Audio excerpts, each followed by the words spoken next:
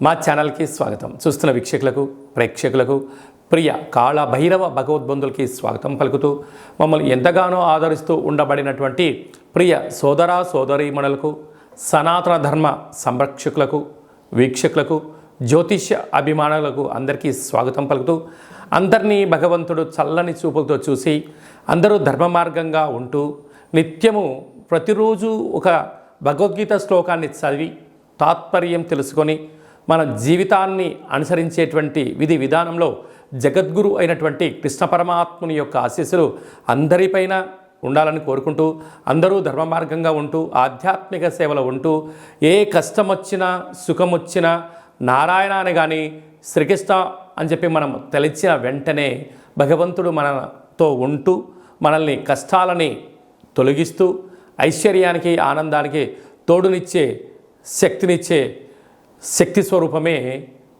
కృష్ణ పరమాత్ముడు.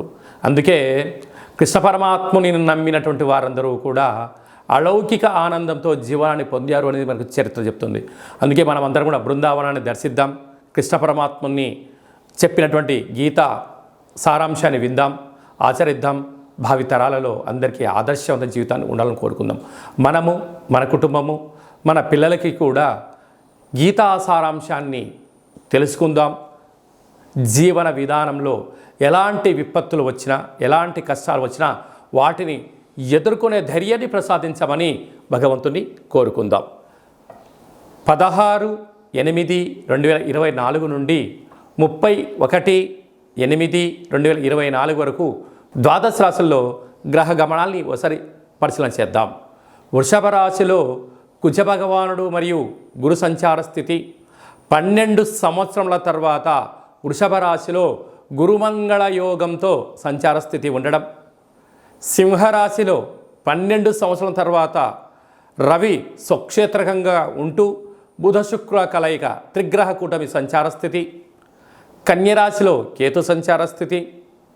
కుంభరాశిలో 30 సంవత్సరముల తర్వాత శని భగవానుడు వక్రగమన సంచార స్థితి. మీనరాశిలో రాహు సంచార స్థితితో ద్వాదశ రాశుల్లో గ్రహ గమనాలు ఈ విధంగా ఉన్నాయి. మేషరాశి వారికి 12 సంవత్సరాల తర్వాత గురుమంగళ యోగం సంచారం చేయగా ఎలాంటి ఫలితాలు ఉంటాయో ఈ వీడియోలో సవివరంగా సంపూర్ణంగా తెలుసుకుందాం. మేషరాశిలో ఏ నక్షత్రాలు వస్తాయనగా అశ్విని నక్షత్రంలో 4 పాదాలు, భరణి నక్షత్రంలోని 4 పాదాలు, కృతికా నక్షత్రంలోని 1 పాదం కలిపితే మేషరాశి అవడం జరుగుతుంది. చాలామందికి పుట్టినటువంటి కాల సమయంలో డేటా బర్త్లు లేనటువంటి కారణం వలన పేరు యొక్క మొదటి అక్షరాన్ని అనుసరిస్తూ రాశిని తెలుసుకునే ప్రయత్నం చేద్దాం. చు, చే, చో, లా, లి, లు, లే, లో, ఆ అక్షరాల వారందరూ కూడా మేషరాశి జాతకులే. మేషరాశికి అధిపతి కుజుడు. ఆ కుజ భగవానుడు 12 సంవత్సరాల తర్వాత గురువుతో వృషభ రాశిలో సంచారం చేయడం జరుగుతుంటుంది. ఇది ఒక అద్భుతమైన యోగము అనుకోవచ్చు. అంటే స్థిరాస్తులు, చరాస్తులు, భూమి, ఫామ్ హౌసు, విల్లాలు, అలాగనే శత్రువులపైన విజయం సాధించడాలు, రాజకీయ క్షేత్రాల్లో కానీ ప్రభుత్వ ఉద్యోగ ప్రయత్నంలో కానీ విదేశాలకు వెళ్ళాలి అనుకుంటున్న వారందరికీ కూడా ఇది చాలా మంగళకరము అని చెప్పి భావించగలరు. అంటే మంగళకరుడైనటువంటి మంగళుడు వృషభ రాశిలో 2వ స్థానంలో ధనావాకు కుటుంబ స్థానంలో సంచారం చేయడం అనేటువంటిది మేషరాశి వారికి ఒకందుకు అద్భుతమైన యోగంగా గమనించగలగాలి. కాకపోతే 2వ స్థానంలో కుజుడు సంచారం చేసినప్పుడు కొద్దిపాటిగా కుజ సంచార స్థితిలో కుజదోషంగా ఉంటుంది కనుక ధనపరమైన చిక్కులు ఉండే అవకాశాలు ఉన్నాయి. కనుక దయచేసి ఎవరికి అప్పులు ఇవ్వద్దు, అప్పులు కూడా తెచ్చుకోవద్దు. ఉండబడిన వాటితో సర్దుకోపోగలిగితే, ఖర్చులను నియంత్రించగలిగితే మేషరాశి వారికి ఉన్నంత అదృష్టం మరొకరు ఎవరు లేరు అని చెప్పి గమనించగలగాలి. అలాగనే 12 సంవత్సరాల తర్వాత జరుగుతున్నటువంటి కలయిక అని చెప్పి గమనించాలి.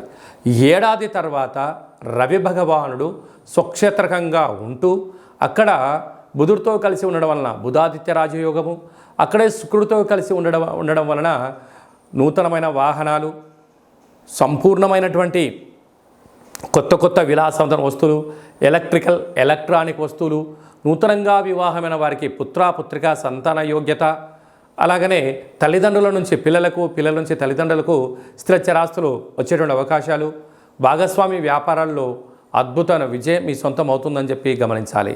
అలాగనే 30 సంవత్సరముల తర్వాత శని భగవానుడు వక్రగమనంలో కుంభరాశిలో సంచారము చేయనప్పుడు వీరికి పట్టిందల్లా బంగారం అవ్వడం, నీటి వ్యాపారాలు, భూమి వ్యాపారాలు, విదేశీ వస్తువులు, transports, exports, software, hardware, animations, creativity రంగాలు, వ్యవసాయ సోదరీమణులు, గృహ భవన నిర్మాణ కార్యక్రమం చేసేటువంటి వారు, ఇంటీరియర్ డెకరేషన్ చేసేవారు, ఇంటికి అంటే ఇసుక, సిమెంట్ వ్యాపార కార్యక్రమాలు చేసేవారందరికీ కూడా చాలా మంచి కాలం అని చెప్పి గమనించాలి.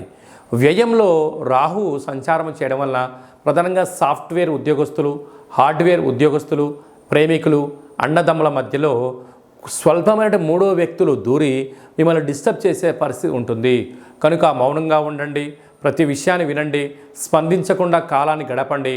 అంతా సవ్యమైనటువంటి విజయం మేషరాశి వారి సొంతం అని చెప్పి గమనించాలి.